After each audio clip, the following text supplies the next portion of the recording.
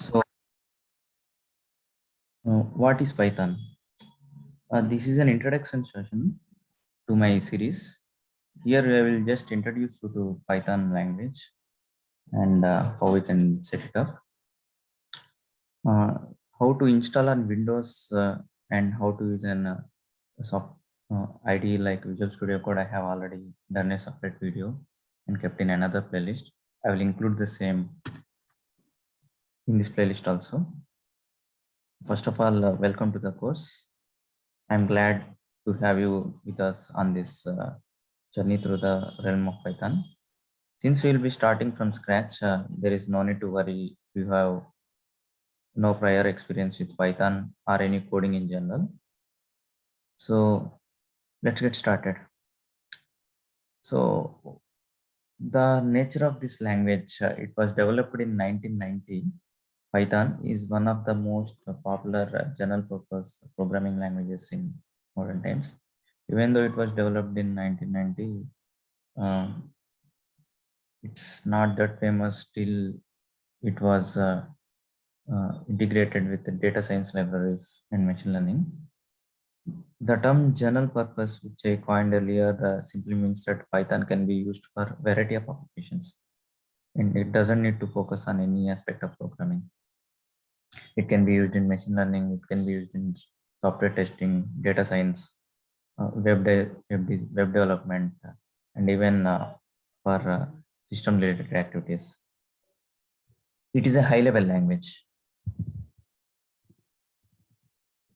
What does it mean? Python falls under the category of high level and interpreted. A high level language is one which cannot be understood directly by our machine. There is certain degree of abstraction in this sense. Many machines are all the machines are generally designed to read only the machine code, which is bits of ones and zeros, or in the background it's a signal on and off. But high level syntax is mostly an English based language and it cannot be converted directly to the machine code. As a result, first we need to uh, convert this high level language to a machine language format, and then machine can execute that. As a result, but Python, it will be first converted to a bytecode, which is then converted to the machine code before the program can be executed. An intermediate bytecode language is mentioned in the Python, like Java. Python is an interpreted language. These are actually two languages, compile and interpreted. Where compile, it will directly convert it to the machine code specific to that machine. Interpreted, it will be converted to an intermediate bytecode, where this bytecode will be executed by some other software or runtime in the background. Or in a more simpler language, interpreted language, during execution, it will try to understand each and every line in the mentioned in the bytecode and convert on the go to a machine language, and it will be executed. It's a kind of like that interpreter will be executing line by line. However, if you take an example like C++, that code needs to be completely converted to the executable first. Understood. So it will be, if it is on a Windows machine, it will be converted to an exe. If it is on a Red Hat machine, it will be converted to its own machine code. So Windows-based machine code can't be executed on Red Hat machine. And similarly, it depends on the processor also. However, Python, it doesn't that case. It will just convert to an intermediate language like bytecode. We can skip the compilation part and it can directly run the code. That bytecode part, when we run the Python code directly with the Python runtime, it will be done in the background to suit the machine settings and all. We won't do that bytecode conversion. We'll directly execute that Python execution. For us to the end user, we are not even doing that conversion to bytecode. We're simply directly executing that Python. Python does it for us background in the sense. One of the biggest reasons of Python's rapid growth is the simplicity. The syntax is very simple. The language reads almost like plain English, making it easy to write complex programs. Since it doesn't have much of a learning curve, Python is very good entry point to the world of programming for beginners. Applications. Apart from the ease of learning, Python is very efficient language, which is used in almost every sphere of modern computing.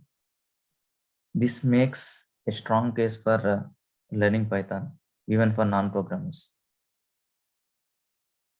Some of Python main applications are like web applications. We'll be using Flask, Django frameworks, and artificial intelligence, data science, image processing, and even you can create libraries for handling operating systems. Python has had several major updates in the past. Python 2.7 was widely used, but it was deprecated on January 2020. It's no longer supported. You can download the old releases of Python 2.x versions. I mean, 2 is the major version, X is the minor upgrades. Python 3 is the officially used one now, but there is a major syntax difference between Python version 2, 2.x versions and 3.x versions. So if you are using older versions of Python in your projects, they need to be converted, but as you cannot convert it overnight, you can you download the older versions of Python 2.x binaries like 2.7 from python.org from the release articles tab, and from there you can install Python 2.7 is the major update in the Python 2 version, and you can use those. But to be precise, 2.x version support is officially removed from python.org. You won't get any feature updates in that one.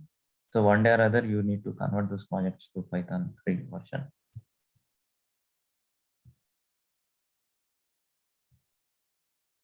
So you can execute your Python programs online interpreters like REPL, or even in the python.org, they had provided an interactive console. Or you can set up your own environment locally on a VM or directly on your physical machine by following the videos I provide in this channel or in the playlist. I might link those videos also if those are necessary. This is a small introduction. In the next video, I will start writing our first Python code. And I have provided more detailed descriptive video of Python, the high level language, the conversion, everything, the object oriented concepts, introduction, everything using a PPT mode with more graphical than this just text document. I will link that video also in this channel. You can go through that. Thanks for watching. Bye.